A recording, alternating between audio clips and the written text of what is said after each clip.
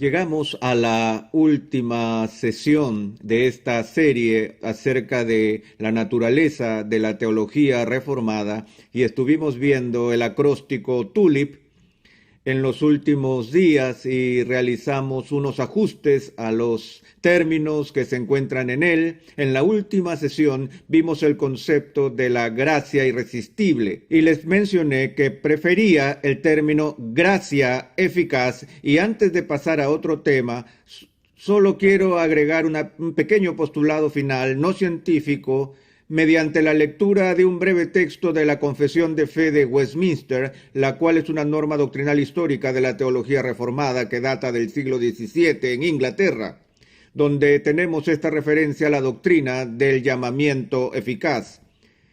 Dice así: todos aquellos a quienes Dios ha predestinado a la vida, y a ellos solamente, tiene Él a bien a su tiempo señalado y aceptado llamar eficazmente por su palabra y espíritu de ese estado de pecado y muerte en el que están por naturaleza a la gracia y la salvación por Jesucristo, iluminando espiritual y salvíficamente su entendimiento a fin de que comprendan las cosas de Dios, quitándole su corazón de piedra y dándoles un corazón de carne, renovando sus voluntades y por su omnipotente poder, predisponiéndolos a lo que es bueno y trayéndolos eficazmente a Jesucristo, de manera que ellos vienen muy libremente, habiendo sido dispuestos por su gracia.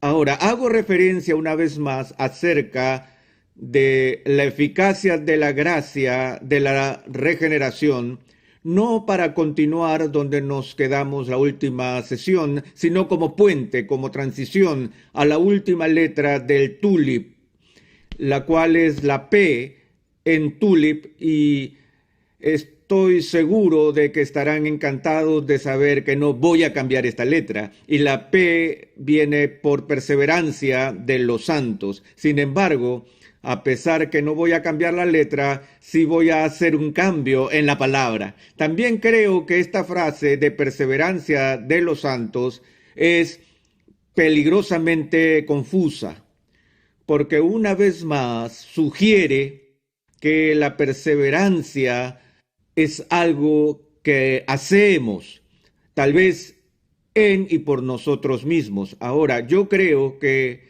los santos perseveran en la fe y que los que han sido llamados eficazmente por Dios y han sido regenerados por el poder del Espíritu Santo perduran hasta el fin. Así que ellos perseveran, pero ellos perseveran no solo porque son tan diligentes en hacer uso de las misericordias de Dios, sino que la única razón por la cual cualquiera de nosotros continúa en la fe, aún hasta el último día, no se debe tanto a que hemos perseverado, sino porque nosotros hemos sido preservados. Por lo tanto, prefiero el término la preservación, la conservación de los santos, porque este proceso por el cual somos guardados en un estado de gracia es algo que es llevado a cabo por Dios. Ahora leemos esta declaración de la confesión sobre Dios llamándonos con eficacia a la fe, que regeneración la llamamos la iniciativa divina, y se refiere a la primera etapa en nuestra transformación. Así como entramos a este mundo a través del proceso de nacimiento biológico, el nuevo nacimiento no se refiere a la totalidad de la nueva vida cristiana, sino que se refiere al principio de ella, al primer paso, el paso que se lleva a cabo por la iniciativa de Dios cuando Él vivifica nuestras almas de la muerte espiritual a la vida espiritual, y por eso llamamos a esa iniciativa divina el punto de inicio. Y ese es el principio que es ejecutado, como digo, una vez más por Dios. Ahora, ¿qué escribió Pablo a los filipenses? Él dice que el que comenzó la buena obra en vosotros, la perfeccionará hasta el fin. Ahí está la promesa de Dios de que lo que Él empieza en nosotros tiene la intención de terminarla. Entonces, el viejo axioma de la teología reformada sobre la perseverancia de los santos es este: si tú la tienes, es decir, si tú tienes una fe genuina y estás en un estado de gracia salvadora, si la tienes, nunca la pierdes. Y si la pierdes, nunca la tuviste. Sabemos que hay muchas personas que hacen profesión de fe y que luego se apartan y repudian o se retractan de su profesión de fe. Tal como Juan afirma en el Nuevo Testamento, estaban los que dejaron el grupo de los discípulos, y Juan dice de ellos: salieron de nosotros, pero no eran de nosotros. Estaban con los discípulos en términos de apariencias externas antes de apartarse, antes de dejar al grupo de los discípulos de Jesús. Habían hecho una profesión de fe externa y Jesús deja claro que eso es posible hacer, aun cuando uno no tenga lo que dice estar profesando. Recuerde que Jesús dice: este pueblo con sus labios me honra, pero su corazón está lejos de mí. Y aunque advierte al final del Sermón del Monte que en el último día del juicio muchos vendrán a él diciendo: Señor, Señor, ¿no hicimos esto en tu nombre? ¿No hicimos aquello en tu nombre? Y él les declarará diciendo: apartaos de mí, hacedores de maldad, yo nunca os conocí. No que los conocí por una temporada y luego se perdieron y me traicionaron. No. Ustedes nunca fueron parte del cuerpo invisible de mi iglesia invisible. El mismo tipo de comentario es hecho por Cristo con respecto a Judas, a quien llama el hijo de perdición desde un principio. Y en su oración sacerdotal, Jesús ora para que aquellos que el Padre le había dado nunca se pierdan y que nadie jamás se los arrebate de su mano. Y él da gracias al Padre porque todos los que el Padre le dio vinieron a él y ninguno de ellos se ha perdido. Y así podríamos enumerar en los próximos minutos una serie de pasajes similares en el Nuevo Testamento, donde tal seguridad es dada por los apóstoles que las personas que moran en Cristo tienen un futuro, una herencia futura que ha sido establecida desde la fundación del mundo y que algún día vamos a escuchar al Padre decir: venid, amados míos, heredad del reino que ha sido preparado para vosotros desde la fundación del mundo. Pero una vez más, el punto que quiero resaltar es que esta perseverancia en la fe no es algo que depende de nuestra fuerza. Aún después de que somos regenerados, todavía caemos en pecado. Y no solo en el pecado, sino en pecado grave. Y decimos que es posible que un cristiano se vea envuelto en una caída muy grave. Y hablamos sobre reincidencia, sobre faltas morales y cosas así. No puedo pensar en algún pecado que no sea el de la blasfemia contra el Espíritu Santo, que un verdadero cristiano no sea capaz de cometer.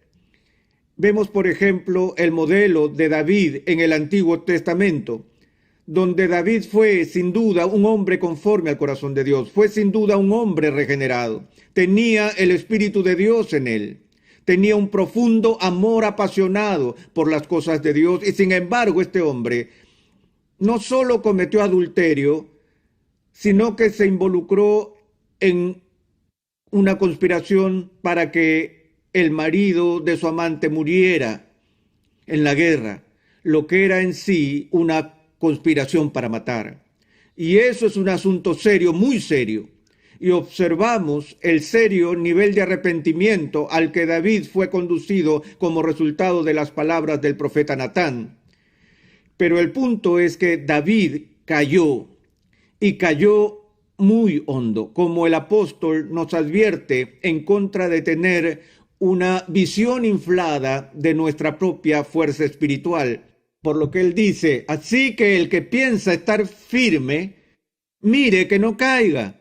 Y nosotros caemos y nos alejamos de la gracia. No es que caemos por completo, pero nosotros caemos en acciones muy graves. Nada más grave que la del apóstol Pedro, quien en público, con maldiciones, aún habiendo sido advertido, negó a Jesucristo, jurando que él nunca lo conoció. Una traición pública a Cristo. Él cometió traición contra su Señor. Recuerdan que antes de este episodio, él había sido advertido sobre este evento. Ya se imaginan, Pedro dijo que esto jamás ocurriría, él jamás se comportaría de tal manera. Y recuerdan la advertencia de Jesús, Simón, Simón, Satanás te ha pedido para estremecerte como al trigo. Pero yo he rogado por ti para que cuando vuelvas fortalezcas a los hermanos. Ahora, él cayó, pero se levantó, fue restaurado, y su caída fue por un momento. Y por eso decimos que los cristianos verdaderos pueden tener caídas radicales y serias, pero nunca caídas totales y finales de la gracia. Aún en las iglesias, cuando las personas profesan fe y caen en pecados muy serios y atroces pecados, tan graves que implican la disciplina de la iglesia, y aún en procesos de disciplina eclesiástica que pasa por varias etapas, cuya etapa final, ¿cuál es? La excomunión.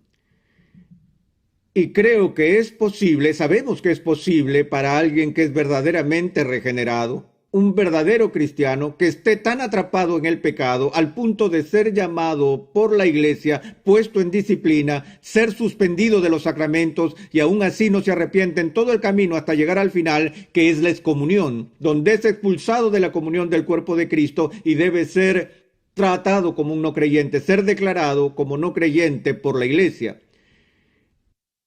Incluso ese acto de excomunión se hace con la esperanza que la persona es un verdadero creyente atrapado en un estado muy persistente de pecado y que esta disciplina final de ser separado de la comunión del cuerpo de Cristo será lo que el Espíritu de Dios use para llevarlo al arrepentimiento. Y vemos ese ejemplo que se encuentra en el Nuevo Testamento en la situación de Corinto con el hombre incestuoso. Recuerdan cómo la iglesia nada hacía para disciplinar a este hombre que estaba viviendo en una vida escandalosa hasta que el apóstol tuvo que reprenderlos y amonestarlos y les ordenó excomulgarlo. ¿Qué pasó cuando él fue excomulgado? Se arrepintió y solicitó la reincorporación a la iglesia y ahora la iglesia no lo dejaba regresar. Entonces Pablo tuvo que volver y decir, miren, todo el propósito de la excomunión fue para llevarlo al arrepentimiento. Ahora que él se ha arrepentido, permítanle regresar. Así como Cristo dio la bienvenida a Pedro de vuelta al redil después de su acto reprochable de traición.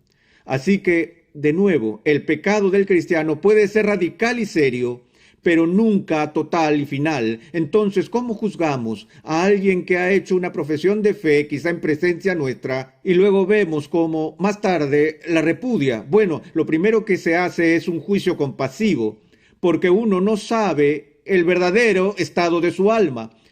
Esa es una desventaja que tenemos. No podemos leer el corazón de nadie. No pueden leer mi corazón y yo no puedo leer los suyos. Estamos llamados a ser prudentes y sabios y mirar las acciones de los demás y evaluar y discernir respectivamente. pero aún por tu mejor acción no puedo conocer realmente tu alma, y ustedes no saben lo que hay en la mía. Por eso estamos llamados a ser excepcionalmente tolerantes los unos con los otros y tener esa compasión que cubre una multitud de pecados entre nosotros en la comunión de la iglesia. Pero Dios lee el corazón.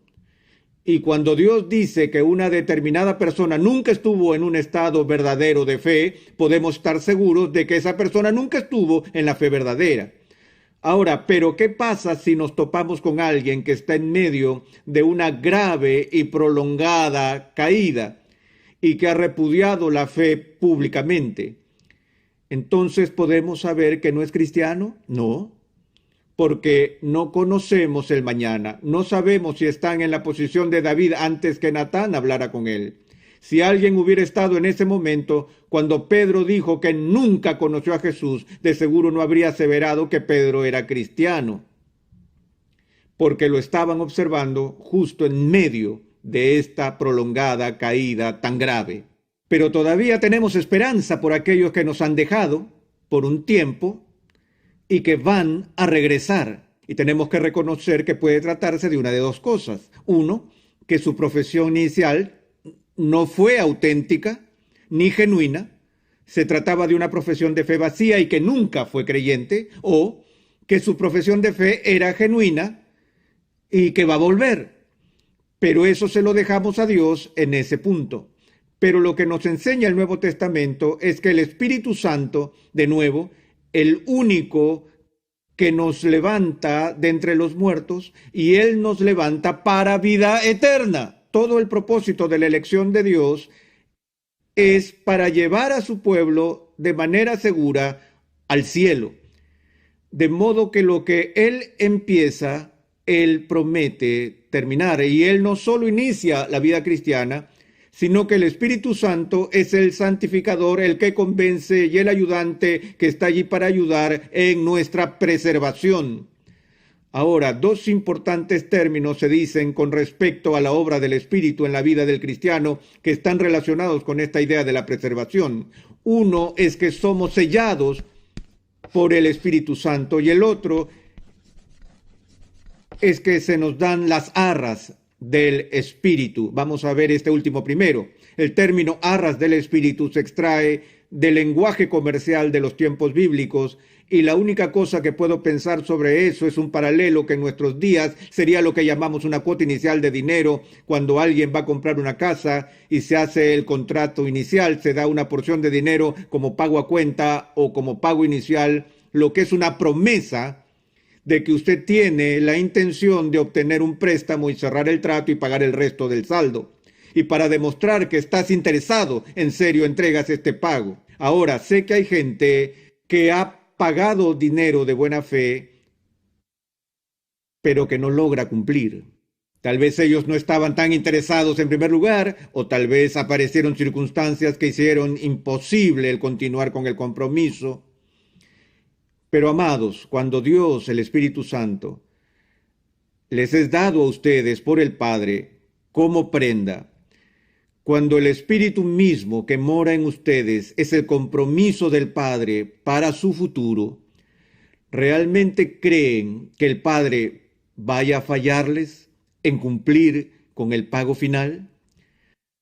No tenemos un fajo de billetes, sino el Espíritu de Dios mismo morando en nosotros como promesa de Dios de finalizar la obra. Y no solo nos da las arras del Espíritu, sino que Él nos sella en el Espíritu Santo. Cuando Dios escribe nuestros nombres en el libro de la vida, Él no lo hace con un borrador a mano, sino que lo hace por la eternidad. Y Él nos sella en el amado para siempre. Ahora, finalmente, una de las razones por las que tenemos confianza en nuestro futuro no es solo por el ministerio del Espíritu Santo que acabo de mencionar rápidamente de paso, sino por lo más importante debido a la labor que realiza Jesús. A veces tenemos una tendencia, o a veces creo tenemos la tendencia a pensar que cuando Jesús vino y vivió su vida de perfecta obediencia y cumplió todas las exigencias de la ley que hemos incumplido, y entonces por su obediencia pasiva pagó el precio de nuestros pecados con la perfecta expiación, Él hizo todo lo que necesitamos que Él hiciera por nosotros. Pero nos olvidamos de que cuando ascendió al cielo, y se sentó a la diestra de Dios y fue entronizado como Rey de Reyes y Señor de Señores, Él no solo fue a su reino, sino que también entró al cielo como nuestro gran sumo sacerdote. Y la función principal de nuestro sumo sacerdote, como Él nos dice, es el de interceder por nosotros diariamente ante el Padre. Jesús intercede por mí, por mi salvación final. No solo oró por sus discípulos en Juan 17 para que nunca fueran arrebatados de la mano de Dios, sino que Él ora por nosotros, para que seamos preservados. Ahora bien, miren a Judas y a Pedro. Ambos traicionaron a Cristo. Uno de ellos era un creyente y el otro no lo era. Ambas acciones fueron indignantes en extremo. La traición total a Cristo. Ambas fueron anticipadas por Cristo. Y cuando Él le dijo a Judas lo que iba a hacer, Él terminó su comentario diciéndole a Judas, lo que vas a hacer, hazlo más pronto. Y lo despidió. Pero cuando hizo el mismo tipo de predicción sobre el comportamiento de Pedro, como ya lo hemos mencionado, Satanás os ha pedido para zarandearos como a trigo. ¿Recuerdan lo que dijo? Pero Simón, he rogado por ti, para que una vez vuelto, no para cuando vuelvas, sino que una vez vuelto, confirma a tus hermanos. Mi confianza en mi preservación no está en mi capacidad de perseverar, sino que mi confianza descansa en el poder de Cristo para sostenerme con su gracia y por el poder de su intercesión por nosotros, es que Él nos va a conducir con seguridad.